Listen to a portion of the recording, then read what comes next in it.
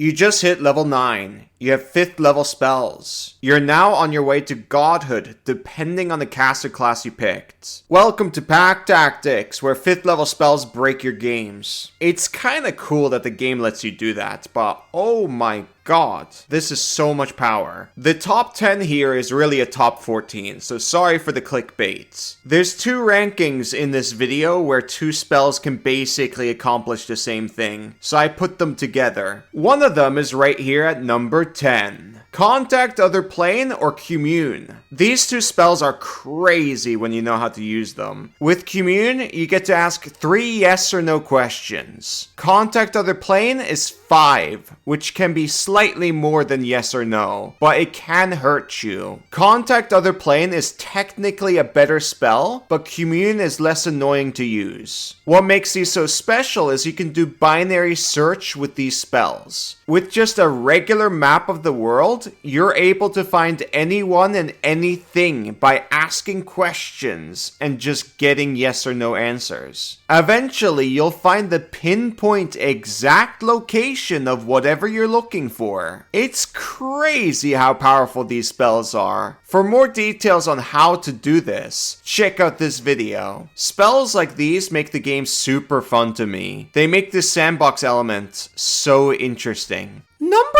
9. Telekinesis. It's a 10-minute concentration spell that's really good for huge or smaller bosses, even with legendary resistance, because you can force them to make a strength save over and over and over again, every single turn. That will burn legendaries easily, and if they fail, then you restrain them as high as possible up in the air. Then from there, you and your party can easily dart in and out of cover and shoot from range. The boss is stuck in air jail. And by the way, if they happen to break your concentration while in air jail, then they'll just fall down. Another thing you can do is prop surf with your party like it's Gary's mod, which is an easy way to give flight to everyone in the party. Buy a big rug in town and animate it. I can show you the world. It only moves 30 feet, so it's a little slow, but it will get the job done. Speaking of getting the job done, it's World Anvil here for another bang on the world. This powerful tool will help you optimize your creativity in world building by feeding you hundreds of ideas. It will train your creative muscles, and the more you work at it, the greater your world becomes, which is incredibly rewarding, especially if you're a dungeon master. You made this on your own. The best way to describe this tool is really you're going to the gym to work out. It's brain training for artists, writers, dungeon masters, and just creative people in general. It's so easy to get into. There's so much guidance. There's also a community of world builders too you can mingle with. And that could be an easy gateway into playing Dungeons and Dragons. It's easy to make friends with them if you have the same interests and you're friendly. I find it especially optimal because this community is in love with world building, which means you're gonna get some really fun stories, which can spark your imagination further. This is real power gaming. You're gonna get amazing stories. I highly recommend checking out World Anvil, especially if you want to create your own world setting. Use the code PACK at the checkout and you'll get a 51%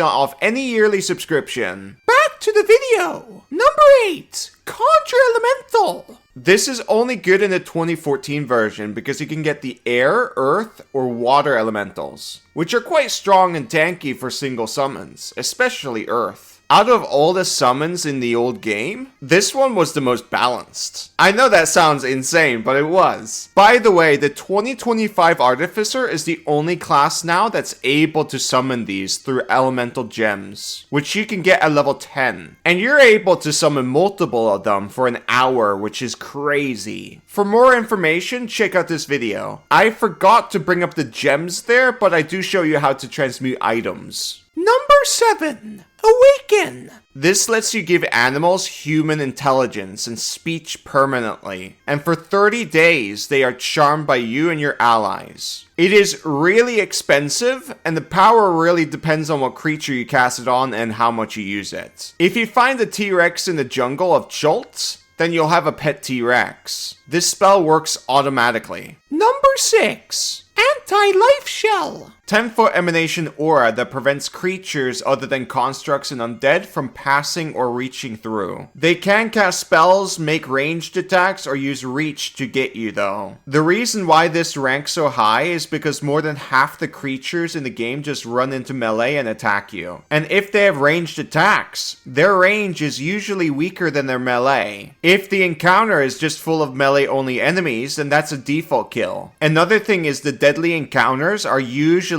in dungeons, which are tight spaces, so whoever's behind you is incredibly safe if you're blocking a funnel. This spell lasts an hour, which is an incredibly long time. That could be an entire dungeon crawl. This is a very underrated spell. Number 5, Transmute Rock.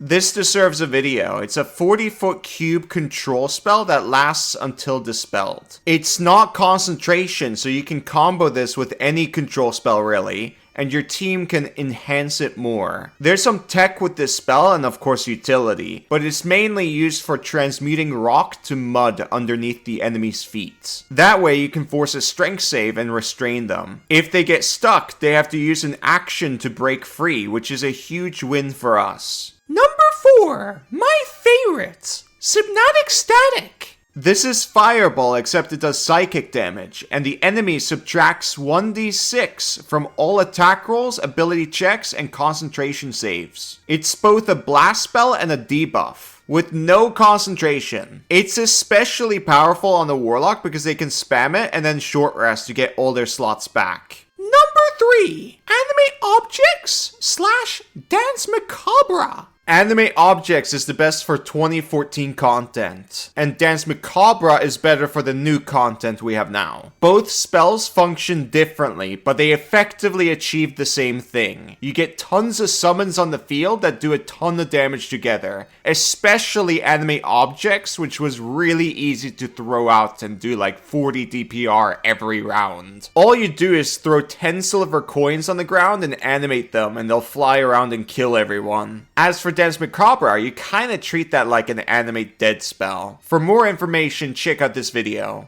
Number 2, Wall of Force. This is one of the best spells in the entire game. It's an invisible wall which you can place around your enemies without forcing a save. And the only way for them to get out of it is by teleporting or casting Disintegrate. Only spellcasting enemies can actually do something here. If you want more information about this spell, check out this video. Microwaving is a team classic. Now for honorable mentions. Telepathic Bond is a ritual spell that makes it easy to communicate with your party over any distance through the mind. It's obviously S tier in the communication game. Scrying. It's a classic way to spy on people. Situational and expensive, but very effective. And lastly, Hollow. On its own, it's terrible, but if you're a cleric with Divine Intervention, then this becomes as powerful as a 9th level spell. It's super duper broken. For more information, check out this video. Now for number 1. The best 5th level spell in the entire game. Planar Binding. This is also the strongest spell in the entire game. 9th level spells are not even remotely close to this, because you can form an army of mind slaves out of lots of creature types. It's commonly used on fiends, which your party can summon through Summon Greater Demon. Funnily enough, this spell got indirectly boosted because you can volunteer to fail saves. That means once you have someone under your control, it's basically permanent because you can just command them to give into the spell when you have to recast it. For more information, check out the Planar Binding video. It's slightly outdated, but not by much. To break this spell even further, check out the Nystal video. Now, Dungeon Masters, I'm warning you right now, if you allow Planar Binding, and especially Nystal as is, then may God have mercy on your soul. With 2 optimizers working together, this can absolutely shatter your game. That was the top 10 5th level spells! Yes! I hope you guys enjoyed it. Now it's time to move on to top 10 favorite builds. Yay! Well, that's if people want it though. Comment if you're interested in favorite builds. A lot of these are also shared by Gator too. Yeah! End of video. Remember to check out World Anvil. We both hope to earn your subscription. Thank you for watching. Bye bye!